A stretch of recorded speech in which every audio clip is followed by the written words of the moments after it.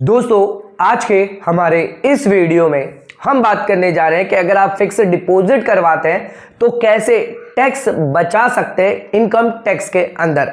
कौन से ऐसे प्रोविजन, कौन से ऐसे प्रावधान दिए गए हैं जिससे आप फिक्स डिपॉजिट पर होने वाले इंटरेस्ट इनकम पर टैक्स बचा सकते हैं। तो दोस्तों आज का वीडियो आप सभी के लिए बहुत ज्यादा इंपॉर्टेंट है। जो लोग सीनियर सिटीजन है, ज्यादातर वो लोग फिक्स डिपॉजिट करवाते हैं और वही उनकी ज्यादातर इनकम होती है जो एफडी के ब्याज द्वारा कोई बैंक या पोस्ट ऑफिस द्वारा उनको दी जाती है।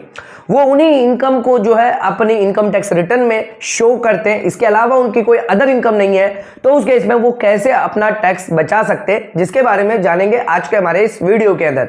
चैनल में नए तो सब्सक्राइब कर लीजिए और बेल आइकन पर नोटिफिकेशन पे क्लिक कर लीजिए ताकि आपको आने वाले सभी नोटिफिकेशन रिगार्डिंग हमारे वीडियो रेगुलरली मिलते रहे। आइए स्टार्ट करते हैं अपने आज के वीडियो को बिना देरी करते हुए।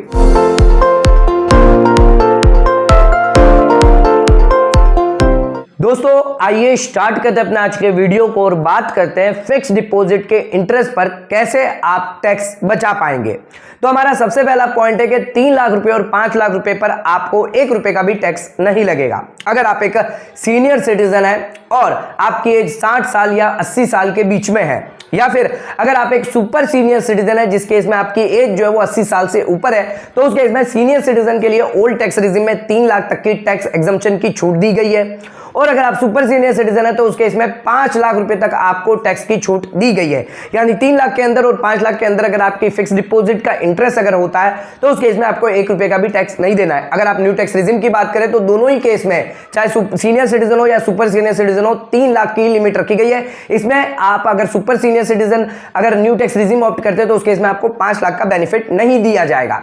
तो दोस्तों एक बात हमेशा क्लियर रखिएगा कि 3 लाख रुपए और 5 लाख रुपए तक आपको 1 रुपए का भी टैक्स नहीं लगेगा, चाहे आपकी कोई भी इनकम क्यों ना हो। आप सीनियर सिटीजन है, सुपर सीनियर सिटीजन है, तो आप इसका बेनिफिट ले सकते हैं। तो अगर आपके फिक्स डिपॉजिट करवाते हैं, चाहे बैंक से करवाते हैं या पोस्ट ऑफिस से करवाते हैं, तो उस केस में आप ये बेनिफिट ले पाएंगे। अपने इनकम टैक्स रिटर्न आप फाइल करेंगे तो उस केस में इनकम फ्रॉम अदर सोर्सेज में आप अपने फिक्स डिपॉजिट का इंटरेस्ट वो वहां पर आप दिखा सकते हैं। उस केस में आपकी जो टैक्स स्लैब देखी जाएगी, अगर इससे अंदर है तो उस केस में आप आसानी से टैक्स बचा पाएंगे। आ जाते हैं अपने अगले पॉइंट पे। तो न्यू टैक्स रिजिम आपको ऑप्ट करनी चाहिए या फिर ओल्ड टैक्स रिजिम में जाना चाहिए? कौन सी टैक्स रिजिम आपके लिए बेटर ऑप्शन है? टैक्स सेविंग किसमें आपको ज्यादा फायदा मिलेगा, आइए जान लेते हैं। दोस्तों अगर आपकी सिर्फ ब्याज की इनकम है और कोई अदर इनकम नहीं है तो उसके इसमें न्यू टैक्स रिजिम ज्यादातर फायदेमंद होती है। अगर आपके पास कोई भी डिडक्शन या फिर कोई भी एग्जम्पशन नहीं है तो उस केस में आप न्यू टैक्स रिजिम में जा सकते हैं। न्यू टैक्स रिजिम ज्यादा बेटर ऑप्शन है। टैक्स सेविंग आपको ज्यादा हो सकती है क्योंकि वहां पर टैक्स स्ट्रक्चर ही कुछ ऐसा रखा गया है, टैक्स स्लैब ही कुछ ऐसी रखी गई है जिसमें आपको ज्यादा बेनिफिट हो सकता है। एग्जाम्पल के तौर पर कि 3 लाख तक तो मान के चलिए आपकी अगर इनकम होती है, चाहे ओल्ड टैक्स रिजिम हो या न्यू टैक्स रिजिम हो, इसमें आपको 1 रुपए का भी टैक्स नहीं देना है। लेकिन जैसे ही 3 लाख से ऊपर इनकम बढ़ती है, 3 लाख से अगर 5 लाख की बात करें तो दोनों ही टैक्स रिजिम में 5% की टैक्स रेट लागू होते हैं। तो आप ओल्ड में जाए या न्यू में जाए कोई फर्क नहीं पड़ेगा। तो 5 लाख रुपए तक चाहे आप ओल्ड टैक्स रिजिम में हो या न्यू टैक्स रिजिम हो, आपको 5% की टैक्स स्लैब लगने वाली है। लेकिन जैसे आपकी टैक्स स्लैब जो है 5 लाख से बढ़ जाती है, 5 से 6 लाख की बात करें तो ओल्ड टैक्स रिजिम में आपको 20% टैक्स रेट देना पड़ जाता है। अभी भी न्यू टैक्स रिजिम में आपको 5% का ही टैक्स रेट देना होगा, यानी एक्सेस 15% का फायदा आपको न्यू टैक्स रिजिम में देखने को मिल रहा है।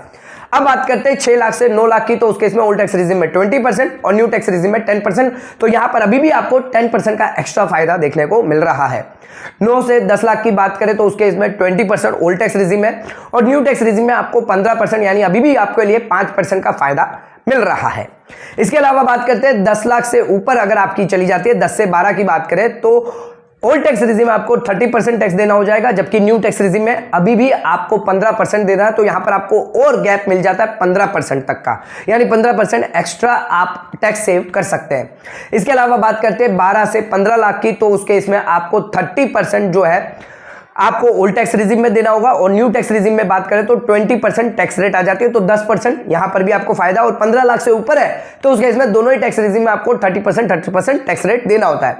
तो कुछ इस तरह से टैक्स स्ट्रक्चर रखा गया है, टैक्स स्लैब रखी गई है न्यू टैक्स रिजिम की, जिस वजह से आपको ज्यादा बेनिफिट होता है अगर आप कोई भी डिडक्शन एग्जम्पशन क्लेम नहीं कर रहे हैं। अगर आपके पास डिडक्शन एग्जम्पशन है तो उस केस में आप ओल्ड टैक्स रिजिम में प्रीफर कर सकते हैं। तो उस केस में जो है आपके पास 2 से लेकर 4 लाख तक के डिडक्शन होने चाहिए, तभी आप ओल्ड टैक्स रेजिम में फायदा ले पाएंगे।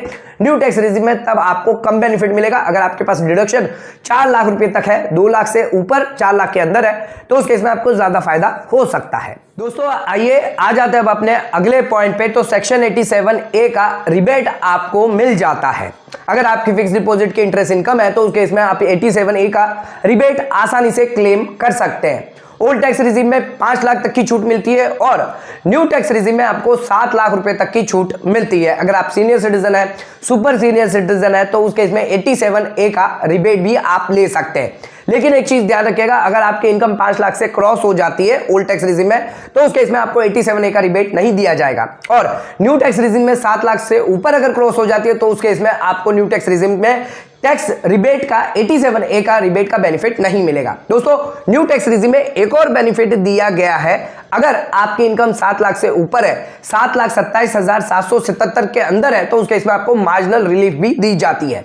तो अगर आप फिक्स डिपॉजिट करते हैं, इंटरेस्ट इनकम अगर आपको होती है, तो आपको टैक्स एग्जम्पशन तो मिलता ही है, टैक्स स्लैब तो आपको मिलती है, पर 87A का रिबेट भी आपको मिल जाता है 5 लाख रुपए तक का और 7 लाख रुपए तक का न्यू टैक्स रिजिम के अंदर। आइए आ जाते हैं अपने अगले पॉइंट पे। तो जितना भी आप फिक्स डिपॉजिट करते हैं, जितना भी इन्वेस्टमेंट आप करते हैं, उसमें आपको 1.5 लाख रुपए तक की 80C के अंदर छूट मिल जाती है। अगर आप ओल्ड टैक्स रिजिम में जाते हैं तो उस केस में ध्यान रखिएगा, अगर आप इंडिविजुअल है, चाहे सीनियर सिटीजन हो, सुपर सीनियर सिटीजन हो, तो 1.5 लाख रुपए तक सालाना के तौर पर आप छूट ले सकते हैं।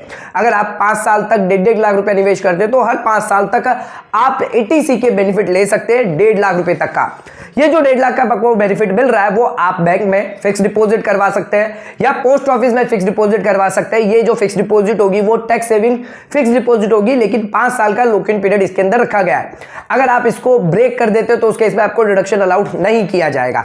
यानी अगर आप 5 साल के लिए फिक्स डिपॉजिट करते हैं, टैक्स सेविंग करते हैं, तो उस केस में 1.5 लाख की आप छूट ले सकते हैं। लेकिन अगर आपने LIC प्रीमियम के अंदर इन्वेस्टमेंट करके रखा है, आपने PPF अकाउंट के अंदर निवेश करके रखा है, सीनियर सिटीजन सेविंग अकाउंट के अंदर निवेश करके रखा है या अन्य 80C के अंदर निवेश करके रखा है, तो ओवरऑल जो लिमिट है वो 1.5 लाख की रखी गई है। 1.5 लाख से ज्यादा आपको फायदा नहीं दिया जाएगा। दोस्तों आ जाते हैं अपने अगले पॉइंट पे। तो अगर आप मेडिकल हेल्थ इंश्योरेंस पॉलिसी लेते हैं तो उससे भी आप फिक्स डिपॉजिट के इंटरेस्ट का टैक्स जो है वो बचा सकते हैं।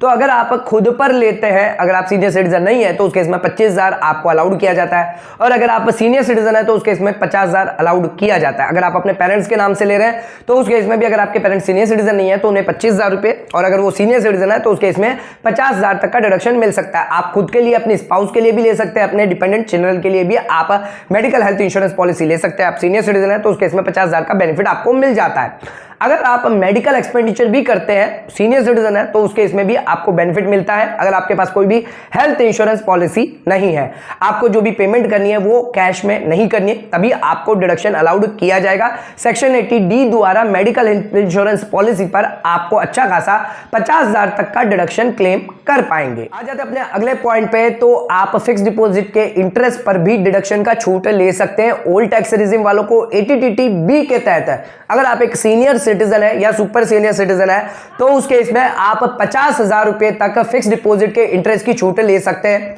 ध्यान रखिएगा, आप FD पर, सेविंग अकाउंट पर, रिकरिंग डिपॉजिट पर या कोई अन्य डिपॉजिट पर अगर आपको इंटरेस्ट इनकम हो रही है, बैंक से हो रही है, पोस्ट ऑफिस से हो रही है, तो उस केस में 50,000 रुपए तक की आपको छूट मिल जाती है। 80TB के तहत अगर आप एक सीनियर सिटीजन है तो उस केस में आप बेनिफिट ले सकते हैं। तो इसका भी बेनिफिट फायदा जो है वो आप अपनी फिक्स डिपॉजिट के इंटरेस्ट की लायबिलिटी को कम कर सकते हैं। आ जाते हैं अब अपने अगले पॉइंट में। अगर आप एक ही बैंक के अंदर फिक्स डिपॉजिट करवाते हैं या फिर अगर आप डिफरेंट बैंक के अंदर फिक्स डिपॉजिट करवाते हैं तो उसमें क्या अंतर है, उसमें कैसे आप कंप्लायंस से बच सकते हैं, टैक्स सेविंग से बच सकते हैं, आइए जानते हैं। दोस्तों अगर मान के चलते हैं, अगर आप एक बैंक के अंदर ही फिक्स डिपॉजिट करवाते हैं, 10 लाख की फिक्स डिपॉजिट करवाइए 8% की रेट के हिसाब से, तो उस केस में आपको सालाना के तौर पर जो ब्याज दिया जाएगा वो 70 या 80 हजार के अंदर दिया जाएगा। यानी ये जो ब्याज है वो आपका 50,000 रुपए से ज्यादा है। तो TDS की लायबिलिटी यहां पर आ जाती है। जो बैंक है, पोस्ट ऑफिस है, आपका 10% की रेट पर TDS डिडक्ट कर सकता है अगर आपका 50,000 से ज्यादा का इंटरेस्ट है। लेकिन अगर आपको इससे बचना है तो आप फॉर्म 15H जो है वो बैंक को या पोस्ट ऑफिस को जमा कर सकते हैं। लेकिन फॉर्म 15H आप तभी जमा कर पाएंगे जब आपकी टोटल टैक्सेबल इनकम जो है बेसिक एग्जम्पशन यानी 3 लाख रुपए और 5 लाख से कम है, तभी आप बैंक या पोस्ट ऑफिस को फॉर्म 15H जमा कर सकते हैं। इससे जो बैंक है या पोस्ट ऑफिस है वो आपका TDS डिडक्ट नहीं करेगा। लेकिन अगर आपकी ये जमा करना भूल जाते हैं तो उस केस में आपका बैंक जो है आपका टीडीएस डिडक्ट कर लेगा 10% की रेट के हिसाब से, और ये टीडीएस आपके 26AS और AS के अंदर रिफ्लेक्ट होगा। तो आपको इनकम टैक्स रिटर्न फाइल करते वक्त है उस टीडीएस को क्लेम कर लेना है। तो ये प्रोसेस है पूरा। अगर आप टीडीएस डिडक्ट करते हैं तो बैंक अगर आपका 50,000 से ज्यादा अगर आपका इंटरेस्ट जाता है तो उस केस में टीडीएस डिडक्ट कर लेता है। लेकिन हम ऐसा क्या करें कि हमारा जो इंटरेस्ट जो 50,000 से ज्यादा ही ना जाए, बैंक को ये पता ही ना चले कि हमारे पास जो है 50,000 से ज्यादा का ब्याज का इनकम आ रहा है। तो उस केस में आप डिफरेंट बैंक के अंदर फिक्स डिपॉजिट कर सकते हैं। तो दो बैंक के अंदर 5-5 लाख की फिक्स डिपॉजिट करने पर दोनों ही केस में आपका जो इंटरेस्ट है वो 50,000 से कम होगा। तो आईसीआईसी बैंक और एचडीएफसी बैंक के अंदर अगर आपने 5-5 लाख की फिक्स डिपॉजिट कर दी है तो उस केस में पर बैंक देखा जाता है कि 50,000 से लिमिट ज्यादा है या नहीं है।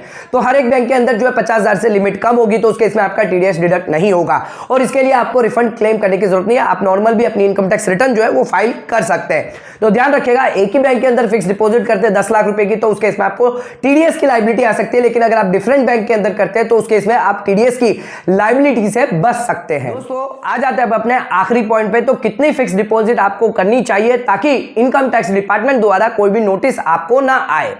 दोस्तों बैंक में या पोस्ट ऑफिस में एक लिमिट रखी गई है 10 लाख या उससे ज्यादा। अगर आप टुकड़े टुकड़ों में भी 10 लाख या उससे ज्यादा करते हैं, एक बार में ही फिक्स डिपॉजिट करते हैं 10 लाख रुपया उससे ज्यादा, तो बैंक या पोस्ट ऑफिस आपकी रिपोर्टिंग कर देती है इनकम टैक्स डिपार्टमेंट को और इनकम टैक्स डिपार्टमेंट द्वारा आपको नोटिस फिर आ सकती है। तो इससे बचने के लिए आप अलग अलग बैंकों के अंदर फिक्स डिपॉजिट कर सकते हैं 10 लाख के अंदर, तो उस केस में कोई भी बैंक आपकी रिपोर्टिंग नहीं करेगी। लेकिन अगर आपने एक ही बैंक के अंदर 10 लाख या उससे ज्यादा की अगर फिक्स डिपॉजिट कर दी तो उस केस में आपकी रिपोर्टिंग हो सकती है।